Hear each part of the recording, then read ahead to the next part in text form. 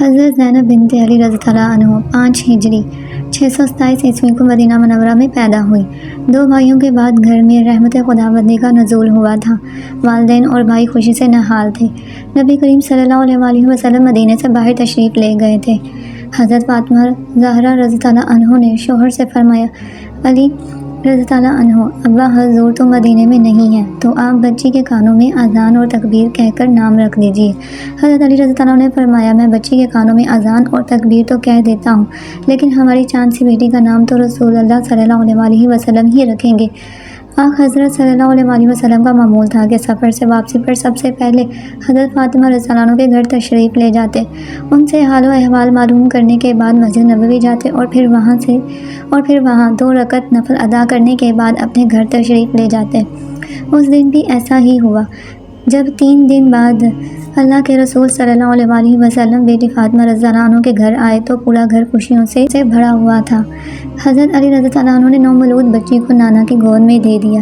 جو ہی حضور صلی اللہ علیہ وسلم کی نظر معصوم نواسی کے بھولے والے چہرے پر پڑی تو بے اختیار فرمایا، ارے اس میں تو اپنی نانی حضرت خدیجہ اکبری رضی اللہ عنہ کی مشابہت ہے۔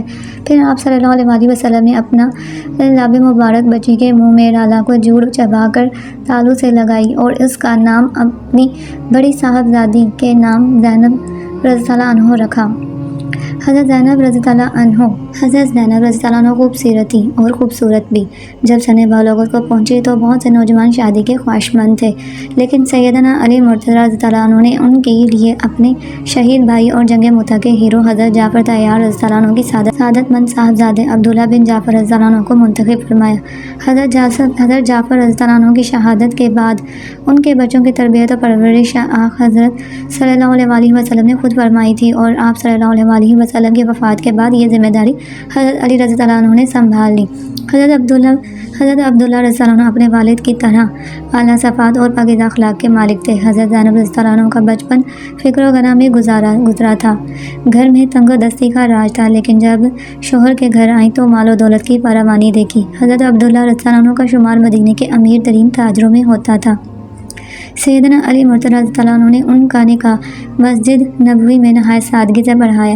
سیدنا عمر فاروق رضی اللہ عنہ کا جو نکاح کی اس محفل میں تشریف فرما تھے، کہنا تھا کہ یہ ایک مثالی مسلمان جوڑے کا نکاح تھا۔ سیدنا علی مرتضیٰ رضی اللہ عنہ میدان جنگ کے ہیرو ہونے کے ساتھ ساتھ خطبات کے بھی بادشاہ تھے۔ اپنے خطبات میں جو پیشے بہا جملے ارشاد فرماتے وہ آج بھی دنیا سلامت کی فصاحت و بلاغت صاحبزادی کو ورثے میں ملی، تو بچپن ہی سے شاعری کا بھی شوق تھا۔ اپنی گفتگو میں موقع محل کے اعتبار سے اشعار کا استعمال کیا کرتی تھی۔ حضرت علی رضی اللہ عنہ 37 ہجری میں کوفہ کو اپنا دارالخلافہ بنایا تو حضرت زینب رضی اللہ عنہ بھی اپنے شوہر اور بچوں کے ساتھ وہیں منتقل ہو گئی۔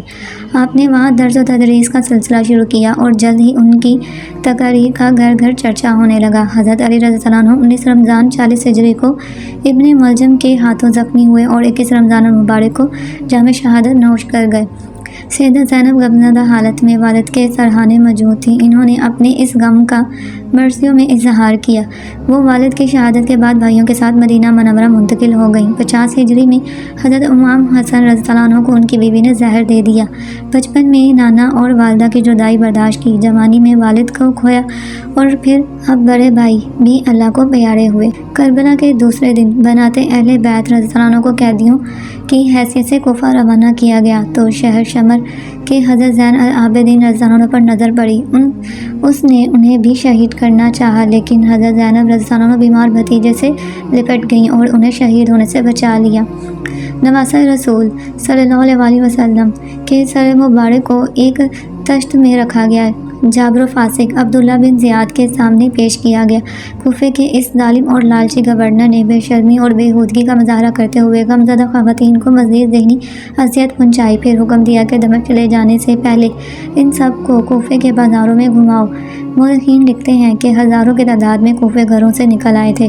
اس موقع پر سیدہ زینب رضی اللہ عنہ اپنے جذبات پر قابو نہ رکھ سکیں۔ انہوں نے بآواز بلند کہا، اے عہد توڑنے والوں، دھوکے باز کوفیوں، تم نے میرے بھائی کو خطوط لکھ کر بلایا، ان کے نام پر بیعت کی، لیکن پھر تم اپنے گھروں میں چھپ کر بیٹھ گئے۔ تمہاری اس غداری پر اللہ تم کو کبھی معاف نہیں کرے گا۔ میدان کربلا میں ہونے والے قتل عام میں تم برابر کے شریک ہو۔ مقتل ہستیوں کو یزیدی فوج کے حصار میں قید کی حیثیت سے دمشق لے جایا گیا اور یزید کے دربار میں پیش کیا گیا۔ یزید کے دربار میں حضرت زینب بنت علی رضی اللہ عنہ کا تاریخی خطبہ۔ واقعہ کربلا کے بعد حضرت زینب بنت علی کا کردار بہت اہم ہے۔ واقعہ کربلا کے بعد وہ دمشق لے جائی گئیں، جہاں یزید بن معاویہ کے دربار میں دیا گیا۔ ان کا خطبہ بہت مشہور ہے۔ یزید کی محفل میں جب زینب کی نظر اپنے بھائی کے خون آلودہ سر پر پڑی تو انہوں نے جو غمناک آواز میں فریاد کی جس سے سب لوگوں کے دل دہل گئے۔ آپ نے فرمایا، اے حسین، اے محبوب خدا، اے مکہ منع کے بیٹے، اے فاطمہ زہرا سید نساء العالمین کے بیٹے، اے محمد مصطفیٰ کی بیٹی کے بیٹے۔ راوی اس واقعے کو نقل کرتے ہوئے کہتا ہے کہ خدا کی قسم بی بی زینب کی آواز سے وہ تمام لوگ رونے لگے جو یزید کے دربار میں بیٹھے ہوئے تھے، اور یزید اس طرح خاموش بیٹھا ہوا تھا جس طرح اس کو سانپ سونگھ گیا ہو۔ یزید نے غزران کی لکڑی لانے کا حکم دیا، پھر یزید نے اس لکڑی کو امام حسین کے لبوں اور دانتوں پر لگایا۔ ابو حرزہ اسلمی جو صحابی رسول تھے اور وہاں پر موجود تھے نے یزید کو مخاطب کر کے کہا، اے یزید، کیا تو اس چھری سے فرزند فاطمہ کے دندان مبارک پر مار رہا ہے؟ میں نے اپنی آنکھوں سے دیکھا ہے پیغمبر اکرم حسین اور ان کے بھائی حسن کے لبوں اور دندان مبارک کو بوسہ دیتے اور فرماتے تھے کہ تم دونوں جوانان جنت کے سردار ہو، اور جو تمہیں قتل کرے خدا اس کو قتل کرے اور اس پر لعنت کرے، اس کے لیے جہنم کو آمادہ کرے اور وہ بہت خراب جگہ ہے۔ یزید غصے میں چیخنے لگا اور حکم دیا کہ صحابی رسول کو باہر نکال دو۔ یزید نے جب امام حسین کے دندان پر چھری پھیر کر بے حرمتی کرنا شروع کی تو حضرت زینب بنت علی سے رہا نہ گیا۔ انہوں نے کھڑے ہو کر وسیع خطبہ فرمایا۔ ذیل میں خطبے کی خاص باتیں لکھی ہیں۔ حضرت زینب بنت علی نے خطبہ اللہ کے نام سے شروع کیا۔ سب تعریفیں اس خدا کے لیے ہیں جو کائنات کا پروردگار ہے، اور خدا کی رحمتیں نازل ہوں پیغمبر اکرم صلی اللہ علیہ وآلہ وسلم اور ان کی پاکیزہ اہل و بیت پر۔ بالآخر ان لوگوں کا انجام برا ہے جنہوں نے اپنے دامن حیات کو برائیوں کی سیاہی سے داغدار کر کے اپنے خدا کی آیات کی تکذیب کی اور آیات پروردگار کا مذاق اڑایا۔ اے یزید، کیا تو سمجھتا ہے کہ تو نے ہم پر زمین کے گوشے اور آسمان کے کنارے تنگ کر دیے ہیں، اور رسول کی آل کو رسیوں اور زنجیروں میں جکڑ کر در بدر پھیرانے سے تو خدا کی بارگاہ میں سرفراز ہوا اور ہم رسوا ہوئے؟ کیا تیرا خیال میں ہم مظلوم ہو کر ذلیل ہو گئے اور تو ظالم بن کر سربلند ہوا ہے؟ کیا تو سمجھتا ہے کہ ہم پر ظلم کر کے خدا کی بارگاہ میں تجھے شان و مقام حاصل ہو گیا ہے؟ آج تو اپنی ظاہری فتح کی خوشی میں سرمست ہے، مسرت و شادمانی سے سرشار ہو کر اپنے غالب ہونے پر اترا رہا ہے، اور خلافت کے ہمارے مسلمان حقوق کو غضب کر کے خوشی و سرور کا جشن منانے میں مشغول ہے۔ اپنی غلط سوچ پر مغرور نہ ہو اور ہوش کی سانس لے۔ کیا تو نے خدا کا یہ فرمان بھلا دیا ہے کہ حق کا انکار کرنے والے یہ نہ سمجھیں کہ ہم جو انہیں مہلت دیتے ہیں اور ان کے حق میں بھلائی ہے، ہم انہیں مہلت اس لیے دیتے ہیں کہ وہ گناہ میں زیادتی کرے اور ان کے لیے خوار کرنے والا عذاب ہے۔ اے تلقا کے بیٹے، کیا یہ تیرا انصاف ہے کہ تو نے اپنی مستورات اور لونڈیوں کو چادر اور چار دیواری کا تحفظ فراہم کر کے پردے میں بٹھا رکھا ہوا ہے، جبکہ رسول زادیوں کے سر برہنہ در بدر پھرا رہا ہے؟